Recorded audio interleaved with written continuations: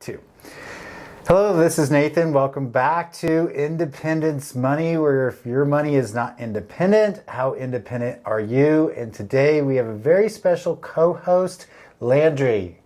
Hi, I am an intern here at Independence Money, and I'm also a college student, and we're going to be talking about the cost of college and how to save for it. Yeah, so I don't know exactly how we tie in keeping your money independent and college, because college is just really expensive. But it really is. maybe there's some tax advantageous vehicles that we can help with to save for college, and we're going to kind of break that down a little bit today. So, are you familiar with the 529 college plan? I'm not too familiar with it. Do you care to explain? Yeah, well, first off, do you ever know like how they come up with these random numbers when they name these plans? No, I really have no clue. They just name them after the tax code. It's like super not creative. Oh, okay. Well, that's original. So, college is expensive. You know that, right? Yes. Because you're in it. And what are you studying? I'm a business economics major. I'm also minoring in psychology and law, so I could use some of this information. You might be a good candidate to hire when you graduate. That's the plan, hopefully. That's the plan. Okay, cool. So Landry's here helping us do some of the filming with Robert, our other co-host, and doing some editing and whatever you guys do on YouTube. Okay. So 529 plans are plans to save for college, and they recently made some changes to those in the 2023 budget proposal. The biggest thing is you can roll a certain amount of money over to a Roth IRA. It's limited to $35,000 per beneficiary. So from Congress's point of view, they're looking at like people aren't saving in the plan because, shocker, it's really complicated tax code.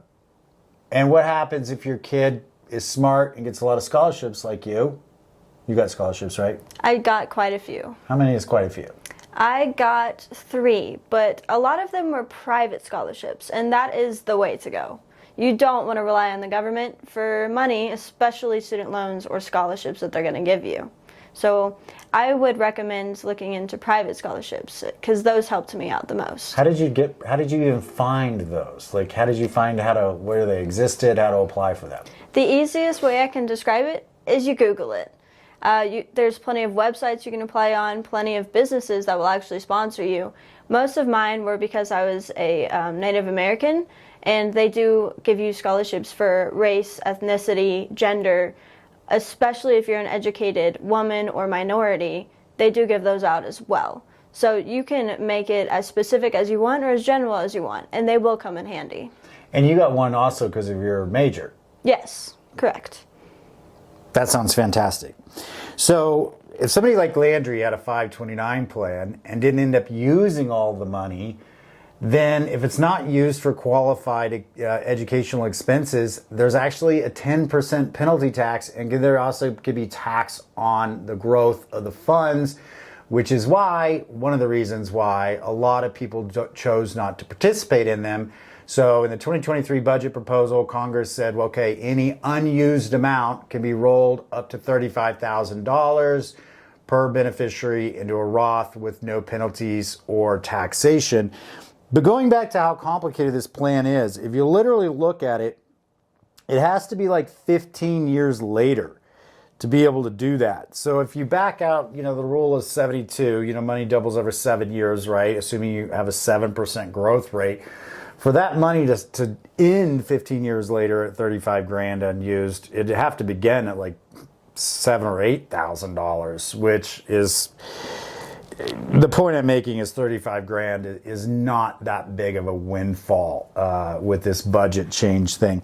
There's a lot of other restrictions on this. They're regulated state to state, and some states tax them where the federal government doesn't tax them. If you opened it up in a different state like Texas and you didn't have a income tax there, state income tax, and you moved to, say, New York that did, well, the feds may let you use the money tax-free, but the state may tax you.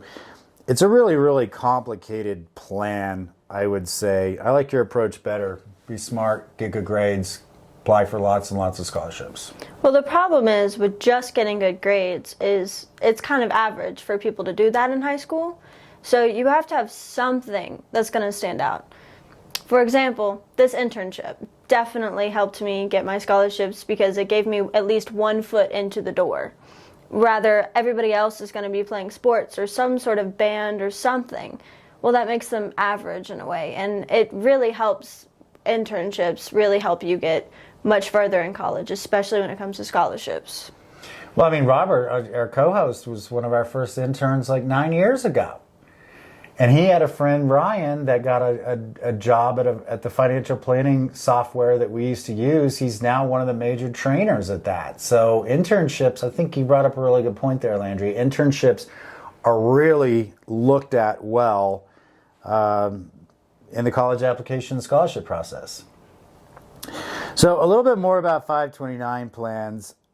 They're market-based and mutual funds. And the mutual funds tend to be a very limited choice of funds. You can only trade like once a year, so that really makes it hard to manage.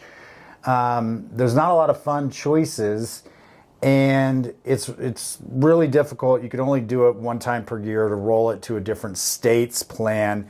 Again, there's just so many rules and regulations on these things. But going back to them being market-based, what happens if you have a senior in college and the market corrects really hard? I mean, can you imagine being told, well, Landry, the market's down 30%, which means your college plan's down 30%, which means you need to wait a year for the market to recuperate so you have your college fund back. Well, honestly, that's kind of where we are now with the housing market. Like, I am trying really hard to even figure out how I'm supposed to live in the next couple of years because I am waiting on the market. I couldn't imagine having to wait on something as specific as that to help me even be successful in the next year. So that would be really complicated.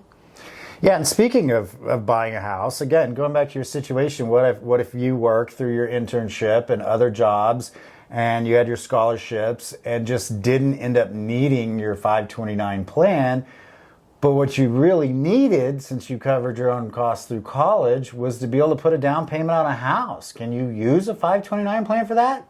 I'm not sure. Can you explain? No, you can't. It is super restrictive if you haven't figured that out from this video. So we here at Independence Money have tax strategies, correct? Yes, of course. And one of them is a 529 alternative plan. And this is probably a shocker, Landry, but it's less restrictive. Okay. Okay, so it has similarities to the 529 plan, meaning multiple people can make contributions. So parents, grandparents, aunts, uncles can all make contributions to both the 529 plan and our 529 alternative. Both plans grow tax-free during the deferment stage. Both plans can kick out money tax-free for qualified education expenses. But our plan does not base its investments on the stock market. It indexes against the market, which means if the market goes up, you get to participate in the growth of that. But if the market goes down, it locks the previous year's gains and is not subject to negative market impacts. So the question I asked you earlier, hey, would you be willing to wait a year if your stock-based 529 plan was down? And you're just like, no, I have things to do. I have scholarships to get, right? Yes. With our alternative plan, you wouldn't have that worry. There's not market risk. And what I really, really like about it is the problem we just learned about, and that is if you don't use it for college, you can take the money out tax-free and put it as a down payment on a house. So if there's any grandparents out there listening as viewers here on Independence Money, and you've done really well, with yourself and your finances, and you have some loving grandchildren that you would love to take care of and offer them a legacy, either college and or helping save in a tax-free code for their future down payment on a really expensive house, then reach out to us at team@independence-money.com. We'd be glad to go through a strategy with you in a little bit more detail. Landry, Any closing thoughts or advice you can give our viewers that have college or near college age children? I do have one question left. Do you recommend taking out any sort of student loans at all? Because you can't completely cover your college costs with just scholarships. That's quite rare. So what are your alternatives? I don't have them. Student loans, the interest rates are going up. They are saddling our recently educated graduates with excessive debt. And I think they're the reason why college is so expensive in the first place, is because they offered student loans so easily at such a low interest rate back in the previous 10, 15 years that colleges knew they could charge more because people could get more in student loans. So it's kind of a risky situation. But on the other hand, you need a degree for certain fields. I would tend to say, when we've hired interns, I'm not really looking at where they're going to college. I'm just interested in them going to college. So I think sometimes people pick really expensive schools when they could pick cheaper schools, or more regional schools, or community colleges, to save some of that money. I mean, that's what I did. I would have loved to have gone to a different college than I went to, but I went to the college that offered me the best scholarship. I mean, that is understandable at this point. And when I first got hired, my manager literally said, "I don't care where you went to school, as long as you have a piece of paper saying you have a degree." Ironically, he had an art degree, and I was working at a Wall Street investment management firm. And he had an art degree, and he was the manager. So in this case, it didn't even matter what degree he had. It just said he had to have one. That is true. So hope that helps. So with that, any other closing advice or thoughts?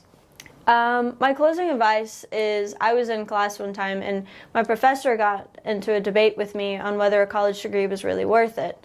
And the conclusion we came to is, it is based off of personal preference, but if everybody, or at least a decent amount of the population, is getting one, you should probably get behind that as well. Even though some jobs you don't need one for, but it will come in handy later in life. Like the stuff I'm learning now, I can already apply to what I'm learning today. Yeah, I would tend to agree. You were listening in when we were shooting that last video with Robert, and you mentioned that you learned some of this in your business law class, huh? Yes, of course. So, good quality education. Education's always valuable. So, thank you, Landry, for being a co-host and opening up the studio here in 2023 at Independence Money. We got here early, made sure Mr. Lava Lamp, or Mrs. Lava Lamp, we're not sure, is doing its mojo thing there. So, we can get comments about Love the Lava Lamp. You actually got the lava lamp, didn't you? Yeah, that was actually my idea. He told me to go buy some decorations, and I was like, why not have a lava lamp? So apparently that's our most famous decoration. It is. It gets the most comments, so welcome. All right, guys, thanks. We appreciate you. Any comments, shares, likes, subscribes. Appreciate all our viewers. Feel free to reach out to us, team at independence-money.com. And remember, if your financial plan does not include a tax strategy, you don't have a financial plan.